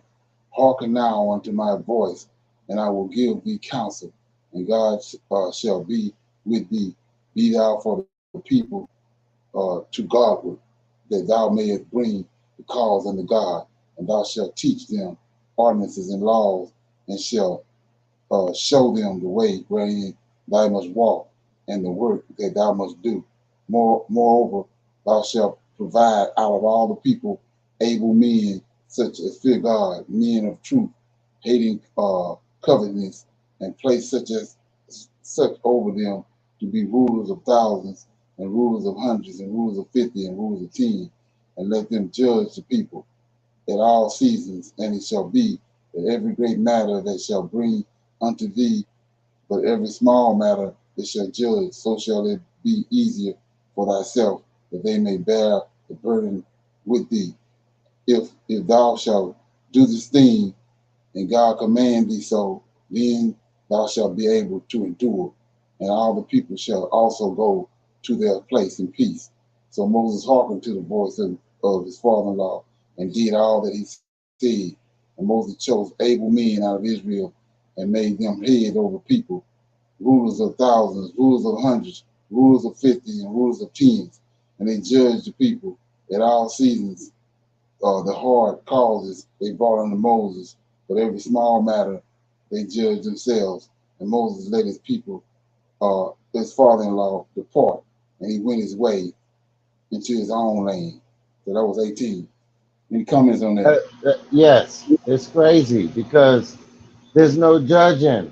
You got LGBT, you got the homosexuality, you got all of this going on. Is this going on right now? Is there judgment going on right now? Right. It's called We you cast saying the law. our foreparents is saying that we judging this. And when that judgment is gone, look at it. It's free range.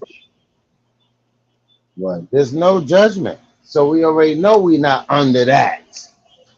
So it's easy to see. So you can't compare that to what the scripture just said. You can't say JC's here. You can't say he's coming back. You can't say this. You just read it. All praise. Yeah, it's a lot going on right here. So I'm shining light on it. So it says in 13. First of all, I just shine a light on the fact that Jethro ain't at that Mount of God for no reason. Look at the understanding he just spit on Moses. So I mean, I tell you right there, he was dealing with the Lord, the host. You know, they wasn't separated before Moses got there. He was dealing with the Lord of hosts. You can see it right here. But check this out. It says, it came to pass on the morrow that Moses sat to judge the people, and the people stood by. I want to deal with the Lord thy God is one God too. It's killed right here in this understanding. It says, and when Moses' father-in-law saw all that he did to the people, he said, what is this thing that thou doest to the people? Why sittest thou thyself? Look at this. Go back to the Lord thy God is one God. I created this and that alone by myself, right? Watch this. Thou do it, that thou do it to the people. Why sittest thou thyself alone? And all the people stand by thee from morning to evening, right? Then 15, and Moses said unto the father-in-law, because the people come unto me to inquire of God, right? 16, and when thou have a matter, they come unto me, and I judge between one and another, and I make them know the statutes of God and his ways. Now watch, see that? Read 16 again. When they have a matter, they come unto me, and I judge between one and another, and I, by himself, do make them know the statutes of God, right? And his laws. Now, Jethro, 17, Moses' father-in-law said unto him, the thing that thou doest is not good. It ain't good. You trying to judge them, you trying to deal with the people by yourself, alone. It ain't good. Now watch this. It's not. You need help. Says, thou will surely wear away both thou and his people that is with thee, for the thing is too heavy for thee. Thou art not able to perform this. Look at this. Perform this it thyself alone. Right? Now watch this. 19. Hearken now unto my voice, and I will give thee counsel, and God shall be with thee. See that? So come on, you know something. You're dealing with the Lord. All praise. All praise. Be thou for the people to Godward, that thou mayest bring the causes unto God. Now watch this. 20. Thou shalt teach them ordinances and laws, and shalt show them the way wherein they must walk, and the work that they must do. Then here you go. Moreover, thou shalt provide out of all the people able men. See this? Not Moses by himself. Able men, such as fear God, men of truth, hating covetousness, and place such as over them to take it out, to be rulers of thousands, rulers of hundreds, rulers of 50, and rulers of 10. What they remind you of? What that verse 21 remind you of? That remind me of when he says that he gonna pour out his spirit, and you're gonna get it. Go back to Enoch, AZL, and those 200 angels. What they was? They was Minister rulers over, spirits. they was rulers over thousands. They was rulers over hundreds. They was rulers over 50. So what, it's the same thing. This is what Enoch. This is what he telling them to do. What Yahweh done. Same thing he done in heaven. So the 200 angels came down was rulers over tens and over thousands. So all Jethro telling them to do the same thing Yahweh done in heaven. Don't tell So people that. Why we say by myself alone? By myself. Now 22. And let them judge people in all seasons, and it shall be that every great matter that shall bring unto thee, but every small matter they shall judge, as so shall it be easy for thyself, and they shall bear the burden with thee. So then go to Lord host. Lord host doing the same thing Yahweh done, like I just said earlier. What did Lord host do? He came and got the Levites to himself. What they help him do? Judge. Yes, sir. Yes, sir. Priests and Levites. Yes, sir. Come on. So that's crazy. Ain't no by myself. Come on, that's some more shit. He ain't working like that. And Jethro just said it. Says, and if thou shalt do this thing, see that? If thou shalt do this thing, and God command thee so, then thou shalt be able to endure, and all the people shall also go to their place in peace. Yeah. And that's the same thing as pouring out the spirit. because people Right. don't understand what pouring out that spirit. He said, I'm pouring out my spirit. We can talk about the internet all day long, but if it ain't somebody, if it ain't some people on this internet telling it, the spirit ain't been poured out. It takes a person, it takes people to pour this out on the internet. Your TikToks and all of this. It still takes a person. They don't understand. The spirit can be poured out, but it has to come through somebody, got to be screaming it. Right. Let me answer this before we shut down. Right here it says, when he gave them the 6th day, they had to keep two servings of the manna. No, it was no fear involved in that. It was about keeping the Shabbat. He told them you had to get 2 measures for on the 6th day, because you can't work on the 7th day. So they had to gather two helpings to make up for the next day, because they can't go out, they can't work on the 7th day. So it wasn't about you're gonna eat leftovers. That's right, what that's about. You're gonna eat leftovers. Yes, sir. That's why I don't need you make a leftovers. double. Hold up, listen to how this work now. Check this out now, because this is what we go through. People say they spiritual with this understanding. What did they make on that Friday? They made a double portion.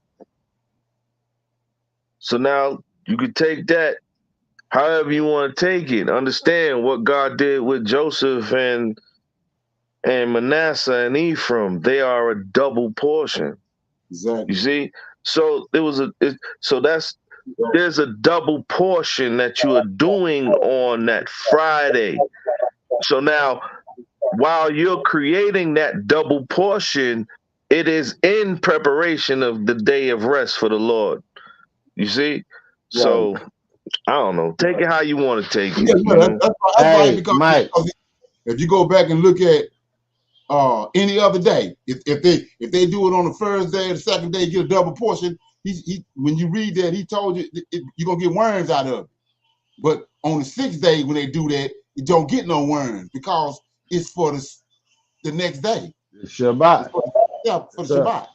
But if they do it And any other day, they get worms. That's why I tell everybody, Mr. Leonard, you know this for sure. Mike know it for second. Hey, I'm at Publix every day. Yes, sir. Okay. I don't eat leftovers. All praise the Most High. I got to go get a different meal every day. Yep. Okay. Yeah. All praise I the do Most though. High. That's what I'm saying. Hey, brother. it's in me. That's what I'm It's in saying. me. I make a double portion on the 6th day. Right. You see what I'm saying? Yeah. I'm For talking the about Sabbath. every day. Every day. Well, every day is not the Sabbath. You know, every day, according to what we read, every day was numbered except the Sabbath day.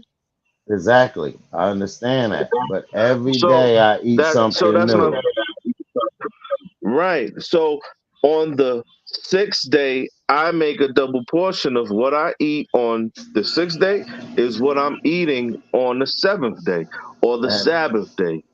And I You remember understand? that That's because what it is. That's what we're supposed to do if we're reading this right. exactly. This is what he told Israel to do, right? You make sandwiches. I make sandwiches from sundown. See, Friday you cook your meal. You cook your meal Friday sundown before sundown. And then sundown you prepare another meal. So that's one day. Friday sundown to Saturday sundown is 2 meals, correct? Okay. Yes. So on Friday, I make sure that whatever I make that Friday, it's double. For Saturday. That's what he told you to do. That's what he said to them out there in the wilderness. Collect twice as much Friday. Right. 6 days. Because that's what you're gonna eat. That's what you're gonna eat on the Shabbat day. Right? Right. Not make Yes, some sir. new shit for it. you're going to make a double of what you collect. So I'm gonna give you this, man. I'm gonna give you all of this, let's say Sunday through Friday. But on Friday, I'm gonna make it where you now collect twice as much of this product. So you're gonna eat it that Friday and you're gonna eat it that Sabbath day. That's what I'm saying. That's leftovers. You understand? It's the same shit I made Friday and I ate and enjoyed it. Guess what I'm gonna eat on the Sabbath day? The same shit I made Friday. Right. And it goes back to chapter 2 of Genesis. Thus the heavens and the earth was finished, all the hosts of them. And on the seventh day, God ended his work which he had made, and he rested on the seventh day from all his work which he had made.